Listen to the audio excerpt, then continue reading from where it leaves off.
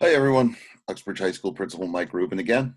Uh, Video 2 in our series of back to school information. This one focuses a little bit on the procedures of getting to the building and what academics will look like. So without further ado, let's talk a little bit about it. So procedurally speaking, we're going to talk a little bit about what the arrivals to school look like, and what it looks like when we're in the building. In our last video, we talked about passing and the like, but taking a look first at arrival. When students show up in the morning, they cannot enter the building until 7:20. We understand this is a change from past practice. Our teachers are not on duty until 7:25. We will be sharing a video for parent drop-off.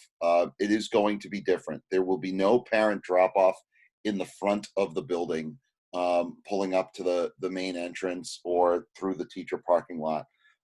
There's just way too much traffic, way too much foot traffic, and we need to disperse the cars and the buses through different places. So for parent drop-off, as you pull down the entrance to Uxbridge High School, there is that middle road around where the press box to the turf field is. We're going to ask parents to turn left and follow that road, that middle road, into the student parking lot.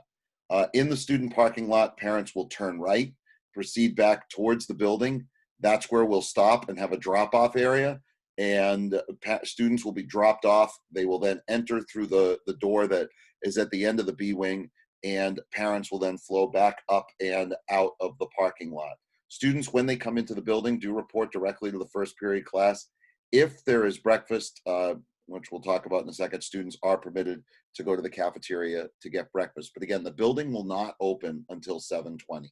The building will not be accessible to anybody except the staff before that time, and that gives everybody between 10 and about 15 minutes to get into class.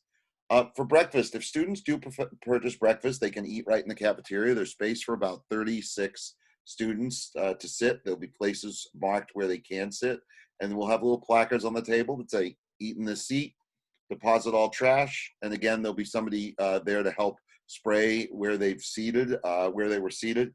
And again, if students are able to help there, that would be great. And again, it's contactless, so they don't have to really worry about waiting 30 seconds and rewipe it. And again, students have been advised that they can eat in the classroom if they sanitize the desk immediately afterwards, but most of our teachers are not allowing food in the classroom. That has mostly to do with pest management and also mask safety. So students, we're directing them, again, 3/4 to 90% of our staff is saying, please eat in the cafeteria. So we would like students to do that first if they are eating breakfast. After classes, we talked in our last video about transit. First, students who'll be dismissed in the afternoon or at 11:45 will be the students in the buses. They followed by student drivers and then parent drivers. Students do exit out of all three doors. They will exit through the same door that they entered, and it's staggered to allow for easier path to the cafeteria. The cafeteria flow for lunch. There's going to be two lines. There's some markings on the floor that say, stand here 6 feet apart. When students kind of go through those lines, they do merge, and then it's one followed by the other. Again, 6 feet apart. You can see those markings right on our floor. Students are not eating in the cafeteria. It is a grab and go lunch. It is not eat lunch on the bus. Students are not permitted to eat on the bus. And again, as students leave out of the cafeteria, they will then disperse to the three doors, either out the end of the B wing, out the middle of the building, or out the door by the cafeteria. We do understand there are some students who will want to stay. The only students who can stay are those that may have a class event or an athletic practice of some sort, and that's one that's starting at 2 or 2:30. There is no staying on campus if you have the later practice, which is 3 o'clock or later. We know this is somewhat inconvenient, but the building is closed. After 2:05, the building is closed. So you do have to go home and arrange transportation back. We're not providing transportation at 2 o'clock. And again, if you stay till 2 and your practice isn't until 4 o'clock, the building is closed. So we don't want those students staying.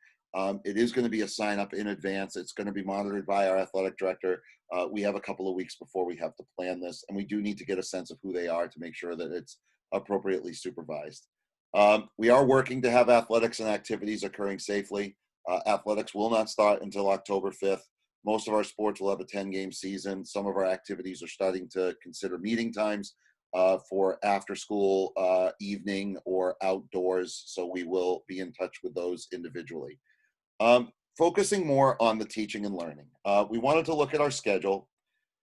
Our schedule is a 7-day schedule. There are 4 classes that meet in the morning part of the day, and then there are 3 classes that meet in the afternoon. The reason why we are doing this is so that all 7 classes meet with every teacher every day. We realize that there is some tension and anxiety on all our parts about this class after students get home. Students may be still eating lunch. They may be logging into that class a few minutes late. The reality is that we are going to be very flexible, and if we have to adjust the timing on these classes, we will. Right now, the expectation is that this class, the E-Block class, the students that were really worried about being there on time is the cohort of students who are in person for A, B, C, and D, because everybody else was already at home. If students do miss anything, the students who are in person have that block right here next day.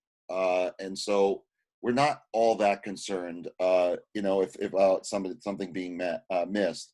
But there are 3 classes that are meeting remotely every day. There are 4 classes that are meeting in person. For students who are remote, the expectation for most of our staff, and this will be shared, is that students will log in and be participants in class while they are at home every day. So if you are in an A-Block history class, if you are in person, you are in class. But if you are remote, the expectation will be you will have the Zoom link from the teacher to log in to that A-Block class. And those will be posted before the first day of school. The way our schedule would work then, when we get to Monday and Tuesday of the 21st, is on the 21st, A, B, C, and D will meet in person for cohort A. And then everybody will go home, and cohort C, I'm sorry. Then everyone goes home, and all students are remote for E, F, and G. On Tuesday then, cohort A and C will be back in person for E, F, G, and A. And then everyone's remote for B, C, and D.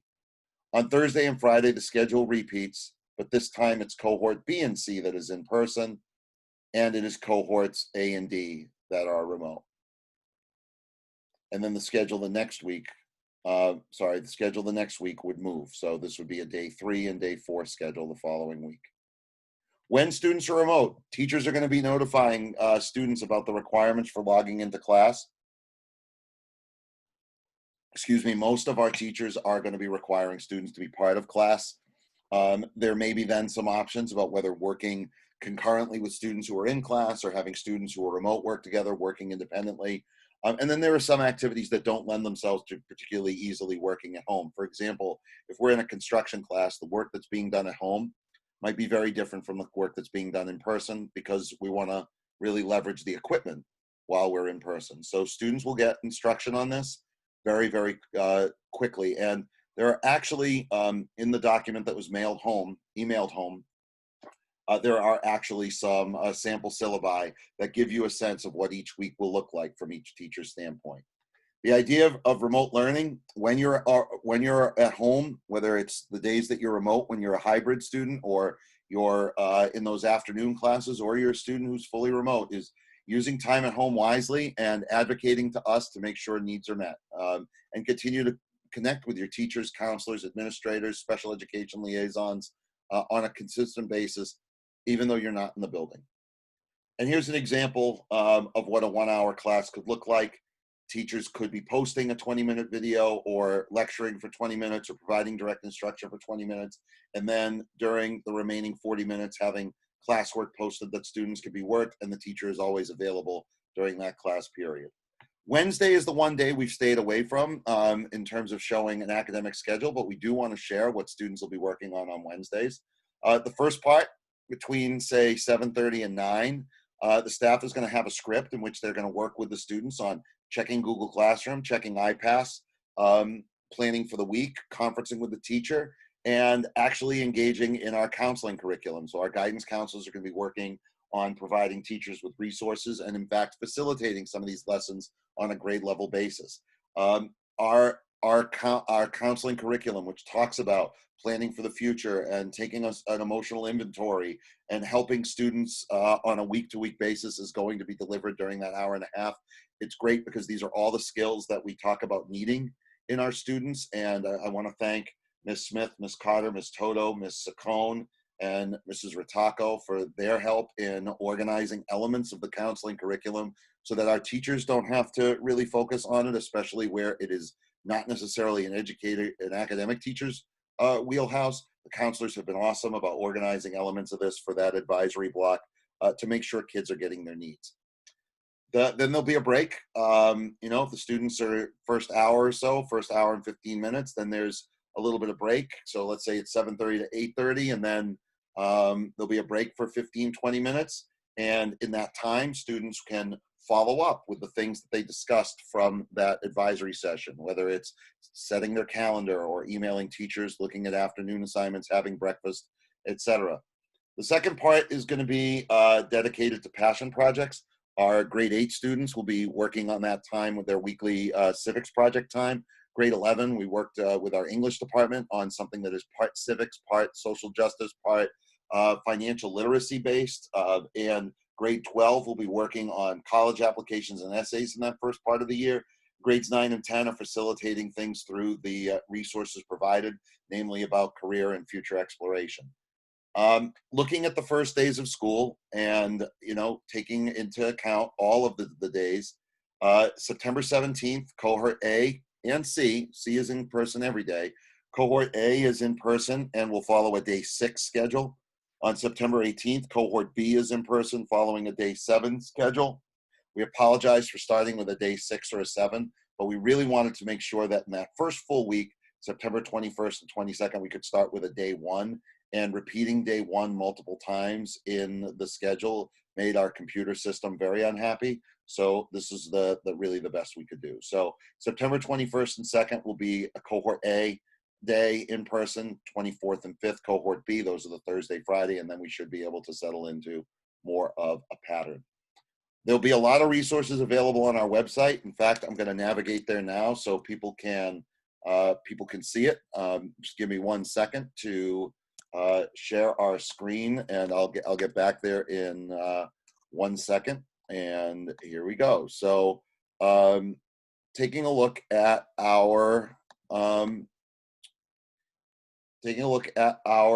homepage, if you were to follow the link from the Uxbridge Public Schools, uxbridgeschools.com, to the UHS page, this will be linked right underneath here where it says weekly news and notes, but just to, I haven't done that yet. If you go under students and families, you will see a reopening fall 2020 link. And again, students and families, reopening 2020. And you'll see a whole bunch of resources populate, including these presentations, the Bell schedule, the handbook addendum, our detailed model, the weekly schedule, verification forms, and even school supply lists. So I don't know if that all populated. So let me try that again. This page is again right here, students and families, under the UHS homepage, reopening fall 2020, and then this page will populate. And again, this is from the Uxbridge High School homepage.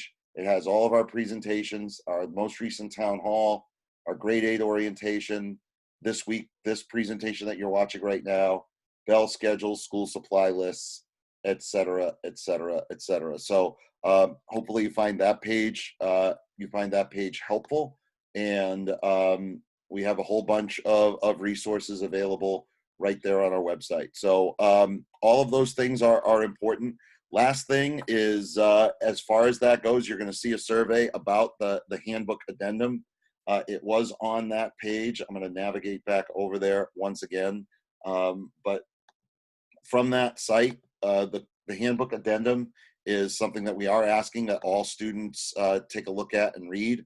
And what it looks like is it is right off of that page. The link will be sent to you as well. And it is this handbook addendum is something that does in fact give you all of these details, all of these procedures, all of the responsibilities, healthcare, virtual meeting, et cetera, et cetera. So we do hope that that is helpful.